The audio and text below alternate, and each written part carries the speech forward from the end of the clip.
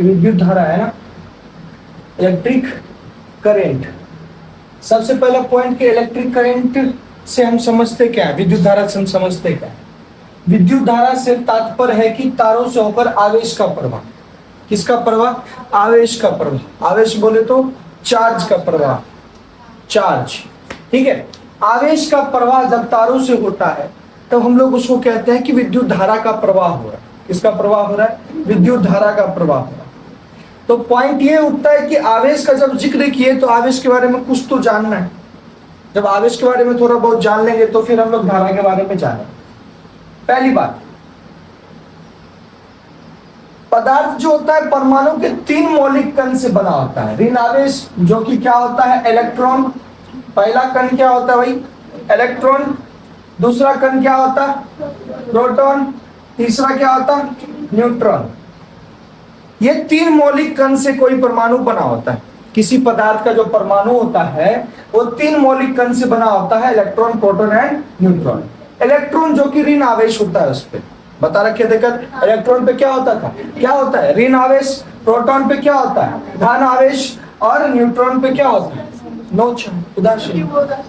हाँ, उस पे नो चार्ज, उस पे कोई चार्ज नहीं होगा।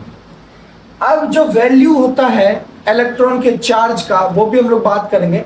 इलेक्ट्रॉन के चार्ज का जो वैल्यू होता है वो प्रोटॉन के चार्ज के वैल्यू के बराबर ही होता है।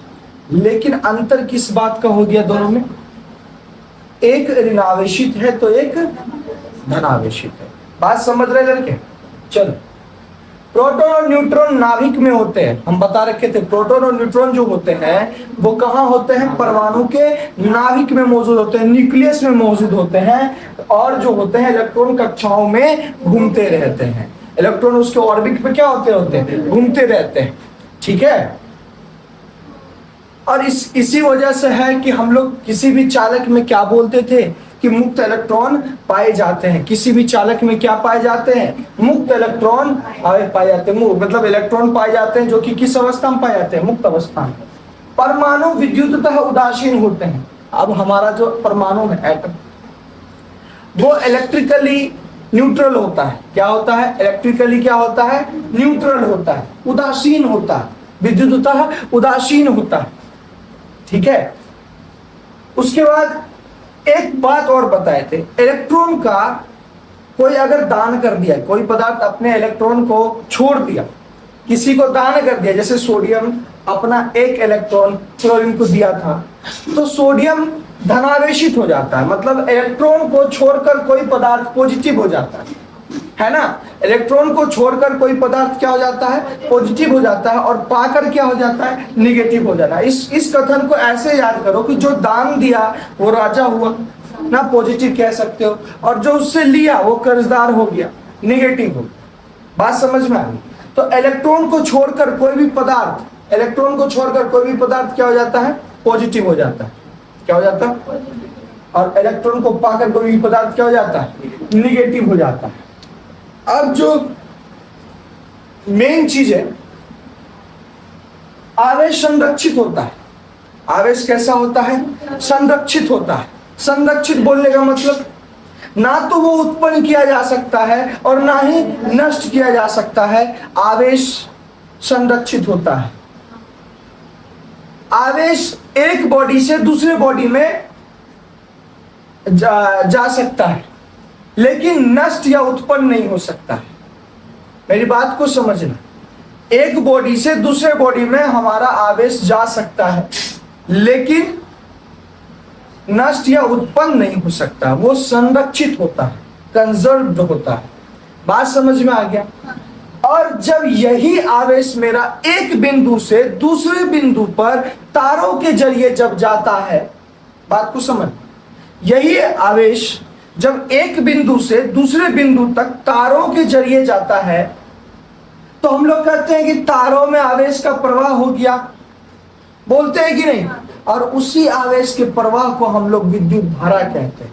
क्या कहते हैं? विद्युत धारा कहते हैं। उसी तारों में आवेश का प्रवाह जो हो रहा है उसी को हम लोग क्या कहते हैं? विद्युत धारा कहते हैं, इलेक्ट्रिक करंट कहते हैं, ठीक है। और इलेक्ट्रॉन, प्रोटॉन और न्यूट्रॉन का चार्ज याद रहेगा।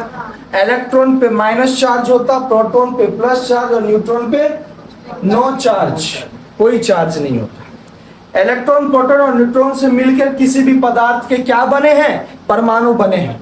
नंबर क्लास के फिजिक्स में स्ट्रक्चर ऑफ एटम, परमाणु की संरचना, वहां पे थोड़ा बहुत कल हम बताए भी थे ना। तो किसी भी पदार्थ के परमाणु 3 मौलिक कण से बने होते हैं, 3 सब एटॉमिक पार्टिकल से बने होते हैं, 3 मौलिक कण से बने होते हैं, जिसका नाम है इलेक्ट्रॉन, प्रोटॉन, न्यूट्रॉन। अब हम लोग इसको केमिस्ट्री के रूप में नहीं पढ़ रहे हैं, अब इसको हम लोग इसमें से इलेक्ट्रॉन भाई साहब को पकड़ के विद्युत धारा में ले आ रहे हैं, इसलिए तीनों के बारे में जान लेते हैं। इलेक्ट्रॉन माइनस चार्ज वाले होते हैं, प्रोटॉन प्लस चार्ज वाले होते हैं और न्यूट्रॉन नो चार्ज वाले होते हैं। इसमें से इलेक्ट्रॉन भैया आ जाएंगे विद्युत धारा में, क्योंकि इनका बहुत बड़ा रोल है विद्युत धारा में, इनका बहुत बड़ा रोल है विद्युत धारा में। प्रोटॉन और न्यूट्रॉन भाई साहब न्यूक्लियस में रहते हैं, इसलिए धारा में इनका ज्यादा उपयोग है। लेकिन हमारा इलेक्ट्रॉन जो होता है कक्षा में होता है, जिसके वजह से किसी भी चालक के अंदर इलेक्ट्रॉन पाए जाते हैं, वो भी मुक्त अवस्था में पाए जाते हैं, फ्री इलेक्ट्रॉन्स पाए जाते हैं। लेकिन यहाँ पे एक टर्म बोल दिया कि जो परमाणु है वह इलेक्ट्रिकली क्या होता है? न्यूट्रल होता है। विद्युततः क्या होता है? उदासीन होता है। बात समझ में आया? वो एज अ चालक की तरह काम या कुचालक की तरह काम, वो उदासीन होता है। कौन भाई साहब? हमारा परमाणु। परमाणु क्या होता है? उदासीन हो जाता है, क्योंकि जब परमाणु की बात हो रही है तो वह इलेक्ट्रॉन के साथ साथ प्रोटॉन भी मौजूद है। इलेक्ट्रॉन के साथ साथ क्या मौजूद है? प्रोटॉन भी है। 2 इक्वल एंड अपोजिट चार्ज वहां मौजूद है। बोलो हाँ कि नहीं? इक्वल मतलब कि भाई 1.6 इंटू 10⁻⁻19 कूलम जो एक इलेक्ट्रॉन पे क्या होता है? चार्ज। हम अभी बताएंगे, उसको लिखवाएंगे, उसको याद रखना है। एक इलेक्ट्रॉन पे जो चार्ज होता है, एक इलेक्ट्रॉन पे जो आवेश होता है, उसका वैल्यू कितना है? 1.6 इंटू 10⁻⁻19 कूलम। अगर ये मान माइनस में रहा, अगर हम इसको ऐसे बोलेंगे -1.6 इंटू 10⁻⁻19 कूलम, ये इलेक्ट्रॉन का चार्ज है। किसका चार्ज है? इलेक्ट्रॉन का चार्ज है। लेकिन जब यही चार्ज 1.6 इंटू 10⁻⁻19 कूलम बोले प्लस में, तो ये प्रोटॉन का चार्ज है। तो प्रोटॉन इलेक्ट्रॉन का इक्वल ही होता है, मतलब charge on electron equal to charge on proton, बस एक माइनस में होगा तो एक प्लस में होगा। जब 2 and equal and opposite charge है, जब 2 इक्वल एंड अपोजिट चार्ज है वहां पे, तो वो तो न्यूट्रल हो जाएगा। -5 और +5 क्या निकल के आएगा? -5 और +5 क्या वैल्यू निकल के आएगा? +5। भाई रे 10वां तो बोलो ना 0। तो 2 इक्वल एंड अपोजिट चार्ज वाले चीज जब मिले तो न्यूट्रल हुआ कि नहीं हुआ? जब परमाणु की बात आएगी तो परमाणु तो भाई साहब परमाणु के नाभिक में तो मौजूद होते हैं प्रोटॉन और न्यूट्रॉन। बात को समझना। और कक्षाओं में घूमते रहते हैं कौन? इलेक्ट्रॉन्स। कक्षाओं में कौन घूमते रहते हैं? इलेक्ट्रॉन्स। इलेक्ट्रॉन्स उसी वैल्यू का माइनस चार्ज वाला और प्रोटॉन उसी वैल्यू का प्लस चार्ज वाला। इस हिसाब से परमाणु इलेक्ट्रिकली क्या होता है? उदासीन होता है। दिक्कत। और न्यूट्रॉन तो भाई साहब कहेगा मेरा कोई लेना देना है नहीं, हमारे ऊपर कोई चार्ज नहीं, हम तो पहले से उदासीन है भाई साहब। तो परमाणु विद्युततः क्या होता है? उदासीन होता है। अब जो बात आती है, इलेक्ट्रॉन को छोड़कर कोई भी पदार्थ पॉजिटिव हो जाता है। बात सही है। इलेक्ट्रॉन को अगर कोई त्याग कर दिया तो कोई भी पदार्थ क्या हो जाता है? पॉजिटिव हो जाता है। लेकिन जैसे इलेक्ट्रॉन को कोई पदार्थ लिया वो निगेटिव हो जाता है। दान करने वाला पॉजिटिव, ऋण लेने वाला ऋण आवेशित मतलब माइनस। आवेश संरक्षित होता है, ना तो ये उत्पन्न होगा ना ये नष्ट होगा। पहली बात है कि नहीं? आवेश जो है ना ही उत्पन्न होगा ना ही नष्ट होगा। ये कैसा होता है? संरक्षित होता है। एक बॉडी से निकल के दूसरे बॉडी में जाएगा और उस बॉडी से निकल के दूसरे बॉडी में जाएगा। ये इस तरह से चलता है, लेकिन ये नष्ट नहीं होता है। अगर नष्ट नहीं होता है तो ये उत्पन्न नहीं। बात समझ में आ रही है? किसी प्रकार का यहां तक में कोई दिक्कत है? आगे बढ़े। चलो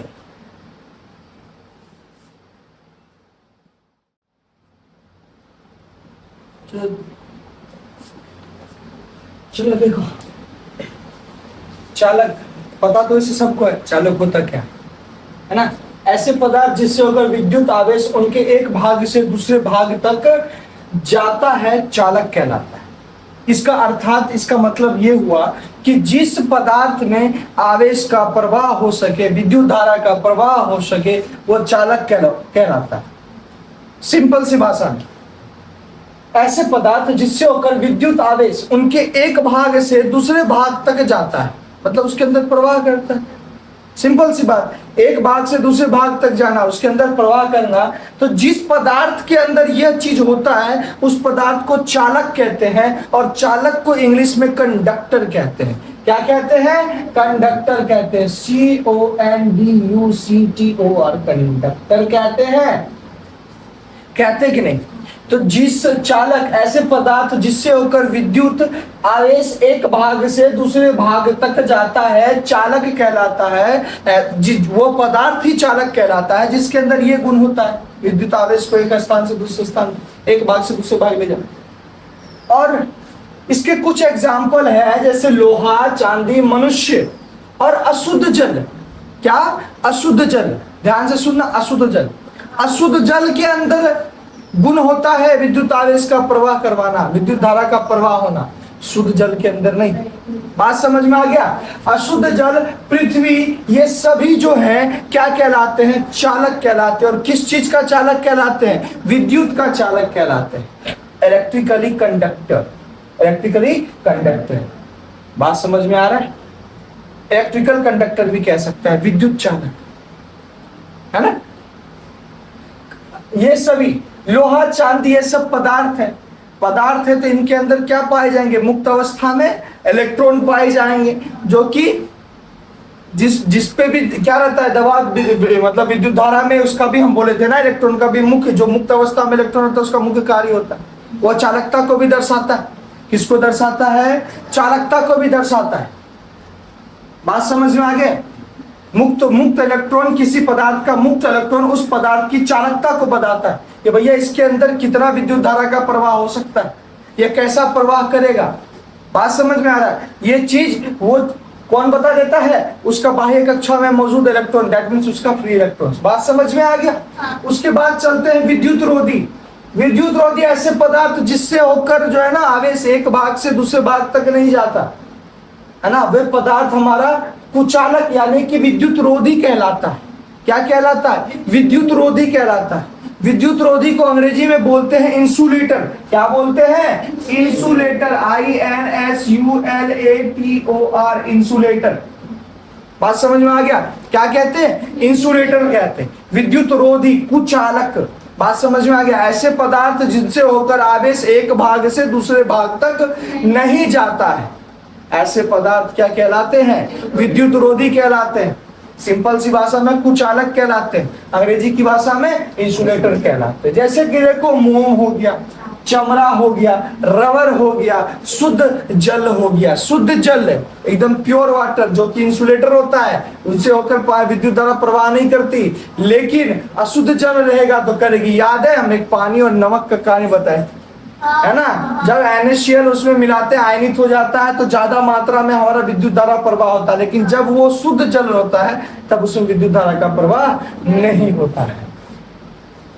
अब जो मुद्दा आता है वो है आवेश। आवेश के बारे में तो थोड़ा बहुत पहले जाने। अब आवेश का एक सही डेफिनेशन क्या होगा? अगर हमसे ये पूछ लिया जाता है कि आवेश किसे कहते हैं, आवेश क्या होता है, आवेश कैसे होता है, ठीक है, आवेश कहते किसे, उसका एक परिभाषा दो, हमको डिफाइन करके दो, इसका एक परिभाषा दो, डेफिनेशन दो। तो भाई साहब उसका भी तो एक चीज होना चाहिए समझने के लिए। तो हम लोग समझे ना, जब कोई पदार्थ अपने समान व्यवहार से अलग व्यवहार प्रदर्शित करने लग जाता, जब कोई पदार्थ जो है, जो उसका अपना व्यवहार है उससे अलग व्यवहार प्रदर्शित करने लग जाता है, बात को समझना, जो उसका अपना समान व्यवहार है, जो तुम्हारा अभी समान व्यवहार होगा, अगर जैसे तुम अभी मतलब है गधा वाला हरकत है तुम्हारा, एकाएक तुम शांत हो जाएगा, तुम अपने व्यवहार से क्या हुआ, अलग गुण प्रदर्शित करने लगा ना, है ना, गधा से तुरंत शांत हो गया, है कि नहीं। तो जब कोई पदार्थ अपने समान व्यवहार से अलग व्यवहार प्रदर्शित करने लग जाता है, अर्थात उसके कारण विद्युतीय क्षेत्र तथा चुंबकीय क्षेत्र उत्पन्न होने लगता है। पदार्थ के इस गुण को विद्युत आवेश कहते हैं। पदार्थ के इस गुण को विद्युत आवेश कहते हैं। भाई साहब, अच्छा खासा वो ग्लास रड था, उसको कौन जानता था? वैसे पड़ा हुआ था, उसको कौन जानता था कि वो भाई इलेक्ट्रॉन दान करने लगेगा, इलेक्ट्रॉन का दान करके धनावेश हो जाएगा? किसको पता था रेशम का कपड़ा जो है वो निगेटिव हो जाएगा? वो तो अपना समान व्यवहार से अलग व्यवहार ना करने लगा। अब पहले कुछ और व्यवहारित कर रहा था, अब तो कुछ हो गया रगड़ने के बाद, है ना। किसको पता था पेन ऐसे रगड़ देने से तुम्हारा वो पेपर का टुकड़ा हवा में आने लगेगा? वो समान व्यवहार से अलग उत्पन्न करने लगा ना, जिसकी वजह से कौन सा क्षेत्र उत्पन्न होने लगा था? विद्युतीय क्षेत्र का हो या चुंबकीय क्षेत्र का हो, तभी तो उसी क्षेत्र में कागज का उठाना बनता था। अर्थात जिसके वजह से विद्युतीय क्षेत्र तथा चुंबकीय क्षेत्र उत्पन्न होने लगते हैं, पदार्थ के इसी गुण को हम लोग क्या कहते हैं? विद्युत आवेश कहते हैं। क्या समझ में आई बात? आ गई ना? अगर तुम लोग से कोई पूछे या फिर एग्जाम में आ जाए कि विद्युत आवेश क्या होता है, जब कोई पदार्थ अपने समान व्यवहार से अलग व्यवहार प्रदर्शित करने लग जाता है, अर्थात इसके वजह से विद्युत क्षेत्र तथा इसके कारण विद्युत क्षेत्र तथा चुंबकीय क्षेत्र उत्पन्न होने लगता है। पदार्थ के इसी गुण को क्या कहते हैं? विद्युत आवेश कहते हैं। विद्युत आवेश का ऐसा ही मात्रक कूलम्ब होता है। क्या होता है? कूलम्ब होता है। और हिंदी में इसको कूलाम कहते हैं, इंग्लिश में कूलम्ब कहते हैं, है ना। इसको कूलाम्ब कहते हैं। देखो हिंदी कूलाम्ब, इसको सी से सूचित किया जाता है। किससे सूचित किया जाता है? सी से। 5 कूलाम्ब तो 5 सी हो गया, सी से सूचित किया जाता है।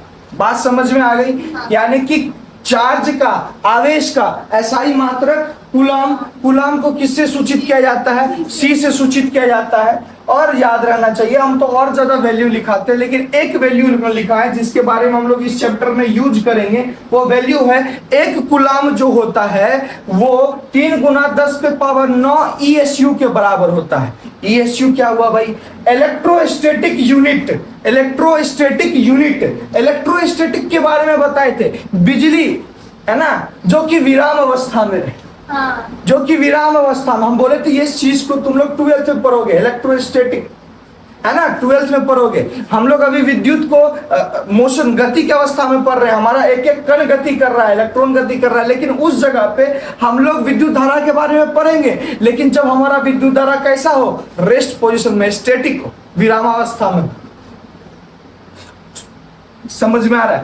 तो हमारा एक कूलम्ब जो होता है 3 × 10⁻⁹ इलेक्ट्रोस्टैटिक यूनिट के बराबर होता है। इलेक्ट्रोस्टैटिक यूनिट के बराबर होता है। बात समझ में आ गया? स्थिर आवेश, स्थिर विद्युत इकाई के बराबर होता है। एक कूलम्ब 3 × 10⁻⁹ स्थिर विद्युत इकाई यानी कि इलेक्ट्रोस्टैटिक यूनिट के बराबर होता है। बात समझ में आ गई? इस पूरे टॉपिक में कोई प्रॉब्लम? चालक तो आसान ही था, याद करना आसान है, समझना आसान है। विद्युत रोधी भी समझना आसान है, याद करना। आवेश भाई साहब एक बारी में समझ जाए आवेश क्या होता है, हम अभी समझा दिए। इसके बाद आवेश के प्रकार पढ़ने हैं। इसके बाद आवेश 2 प्रकार के होते हैं, हम सभी जानते हैं। धन आवेश होते हैं, ऋण आवेश होते हैं। धन आवेश क्या होते हैं, ऋण आवेश क्या हो जाते हैं? तो इलेक्ट्रॉन को कोई खोकर धन आवेशित हो जाता है और कोई पाकर ऋण आवेशित हो जाता है। तो ये पाना और खोना का एग्जाम्पल तो होगा कुछ, हम लोग उसका एग्जाम्पल पढ़ेंगे। जैसे रेशम का कपड़ा, है ना, और ऐसा वैसा बहुत सारा एग्जाम्पल है। रेशम का कपड़ा विथ ग्लास रड, है ना, बहुत सारा एग्जाम्पल है, उसके हिसाब से देखेंगे। हमारा आवेश जैसे ही खत्म होगा, फिर हमारा विद्युत धारा में हम लोग घुसेंगे, पूरा और ज्यादा अंदर घुसेंगे, जहां पे पोटेंशियल आएगा, पोटेंशियल डिफरेंस आएगा, है ना। तब वहां से थोड़ा मजा भी आएगा पढ़ने में। अभी तो बेसिक इंट्रोडक्शन चल रहा है ना, इसको भी बेसिक इंट्रोडक्शन ही कह सकते हैं। आवेश के बारे में जानना, अरे अब इस्तेमाल भी तो सीखना है कि नहीं? कहाँ कहाँ क्या काम होता है वो भी तो सीखना। तो हम लोग दूसरे दिन जो पढ़ेंगे आवेश के प्रकार पढ़ने के बाद हम लोग पोटेंशियल वगैरह में चले जाएंगे, ठीक है ना।